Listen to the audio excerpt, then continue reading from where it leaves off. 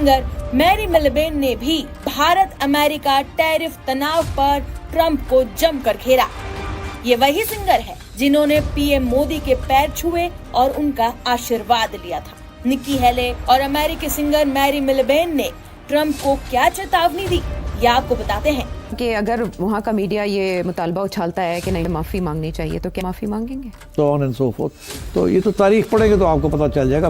दिल साहब, ये एक बड़ी सरप्राइज हमने देखी, या से सरप्राइज हम कह सकते हैं कि एकदम हाउस ऑफ कार्ड्स की तरह बैठ गया और फिर हमारी बात हो रही थी जिस तरह भी अब और अभी तक अजाब बना हुआ है। क्या ऐसी सिचुएशन क्रिएट होगी और क्या एक शुरू में क्रिश्चियनिटी के अंदर डिविजन्स थे, इस्लाम के अंदर डिविजन्स थी, तो हिंदुइज्म में डिवीजन नहीं है because it's such a vast universe, उसमें सब कुछ चलता है। हेले के बाद बात करते हैं पीएम मोदी के पैर छूकर आशीर्वाद लेने वाली सिंगर मैरी मिलबेन की। मैरी मिलबेन भी भारत के साथ खड़ी दिख रही है। कुछ समय पहले उन्होंने ट्वीट कर भारत का समर्थन किया, ट्रंप और पीएम मोदी से टैरिफ मुद्दे को सुलझाने की अपील करते हुए ये लिखा कि अमेरिका को भारत की जरूरत है और भारत को अमेरिका की। सच्चे दोस्तों की तरह बातचीत करे। हालांकि ये पहली बार नहीं जब निक्की और कम से कम हमारी लाइफ टाइम में तो कोई इस्तेकाम अमन नहीं आने लगा।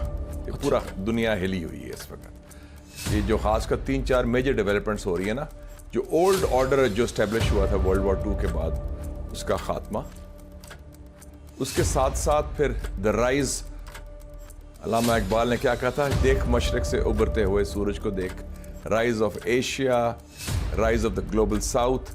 और दूसरी जानिब अगर हम सिचुएशन देखें तो अमरीकी सदर ट्रंप की कौमी सलामती टीम से मुशावरत भी जारी है।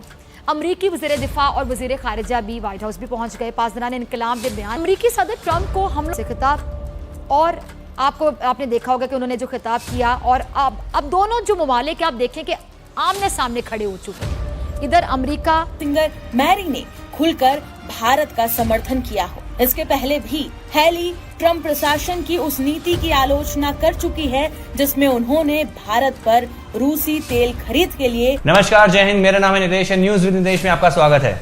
एक शॉकिंग डेवलपमेंट सामने आई है। वही अमेरिकन सिंगर जो कुछ समय पहले पीएम मोदी के चरण स्पर्श करके उनको रिस्पेक्ट दिखा रहे थे, वही ओपनली अब यूएस प्रेसिडेंट डोनाल्ड ट्रंप के खिलाफ खड़ी हो गई हैं। उनका कहना है कि ट्रंप आजकल जो स्टेप्स ले रहे हैं वो बिल्कुल गलत डायरेक्शन में है और इसका डायरेक्ट नुकसान इंडिया यूएस रिलेशन को हो सकता है। सिंगर ने अपने स्टेटमेंट में कहा कि भारत को जितनी जरूरत अमेरिका की है उतनी ही अमेरिका को जरूरत भारत की भी है।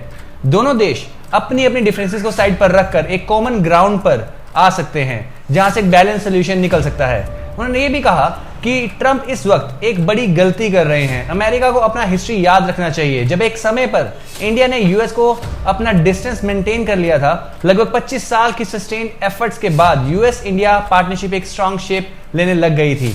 लेकिन अब ट्रंप के एक्शंस उसी मेहनत को तोड़ने की कोशिश कर रहे हैं जो किसी भी हालत में एक्सेप्ट नहीं किया जा सकता। ये क्लियर है कि ये मुद्दा सिर्फ पॉलिटिकल स्टेटमेंट्स तक लिमिटेड नहीं है, बल्कि दोनों देशों के स्ट्रेटेजिक टाइज पर भी बड़ा इंपैक्ट डाल सकता है। टैरिफ लगाया था। कन्विंस मोदी कि आप ये सारी चीज़ें हमसे खरीदें ताकि जो हमसे वो इक्वल हो और आपको बहुत ज़्यादा नुकसान का सामना ना करना पड़े, क्योंकि टैरिफ्स तो लगाने के वो फुल मोड में हैं। लेकिन इससे पहले कि हम आगे बात करें, क्यों ना मोइज़ आप लोगों को बताएं कि क्या एग्जैक्ट ट्रेड रिलेशनशिप है इस वक्त और क्या ख़तरे का सामना है इंडिया को। बिल्कुल, तो नाज़रीन आइए बात करते हैं कि इंडिया इस वक्त किन पर्टिकुलर्स पे वो डोनाल्ड ट्रंप को कुछ अट्रैक्टिव चीज़ें ऑफर करने की कोशिश करेगा ताकि वो जो हीट ऑफ डोनाल्ड ट्रंप जो एक बैराज ऑफ टैरिफ्स है उससे इंडिया बच सके। तो नाज़रीन इस वक्त भारत जो है वो तकरीबन 30 आइटम्स ऐसे हैं जिसमें लग्जरी गाड़ियाँ, सोलर सेल्स और जो सोलर के मटीरियल्स होते हैं उस पर अपने जो है सरचार्जेस रिव्यू कर रहा है, उनको कम करने के बारे में सोच रहा है ताकि वो डोनाल्ड ट्रंप को एक अट्रैक्टिव डील ऑफर कर सकें, क्योंकि डोनाल्ड ट्रंप के tariffs have been very severe.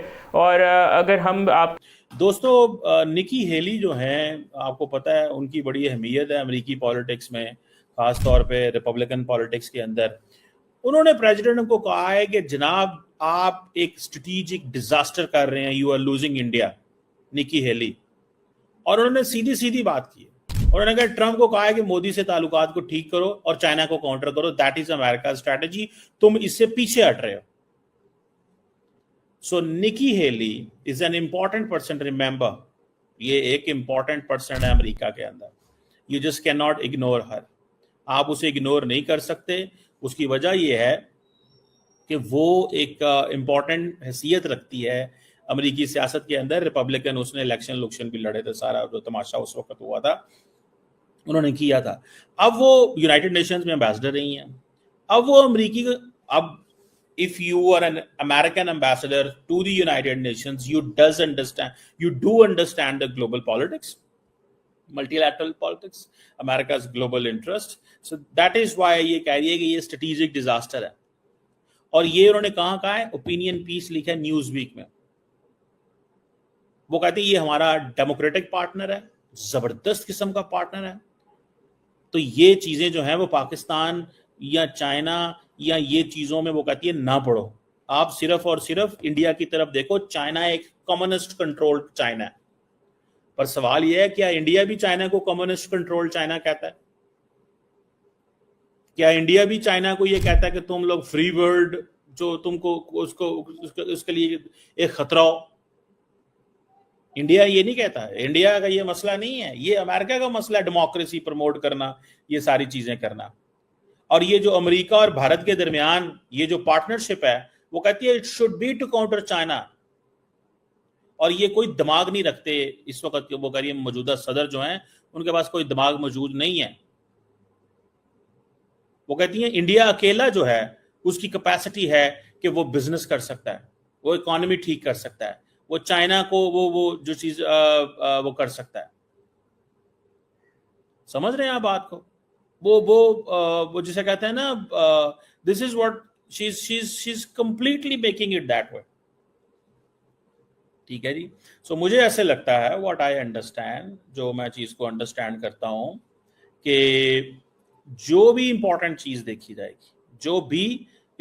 देखी जाए अमेरिका के अंदर पॉलिटिशियंस ने अब इंडिया की साइड लेना शुरू कर दिया, ओपनली बोलना शुरू कर दिया है। उसकी मल्टीपल रीजंस हैं। निकी हेली के अलावा जो समोसा कॉकस के लोग हैं वो भी सामने आए थे बाय द वे। और आपको पता है ना समोसा कॉकस कौन सा कॉकस? समोसा कॉकस वो है जो इंडिया के रिलेटेड बहुत सारी चीजें कर रहे होते हैं। ठीक है। सो एक तो इस चीज को हमें देखना है थोड़ा सा। दूसरी तरफ हमें जिस चीज को देखना है या जो अहमियत देनी है वो क्या है, वो ये है कि निकी हेली के अलावा कौन बोल रहा है। निकी हेली वाली समोसा कॉकस बोल रहा है। लार्जली कोई बंदा इस वक्त ट्रंप को नाराज करने को तैयार नहीं है, बिकॉज अभी तो 8 महीने हुए हैं ट्रंप को, 3 साल और 3 महीने पड़े हुए हैं। तो ट्रंप से बहुत कुछ चाहिए, और जैसे ही ट्रंप जाएगा तो शायद बहुत सारी चीजें चेंज हो जाएं।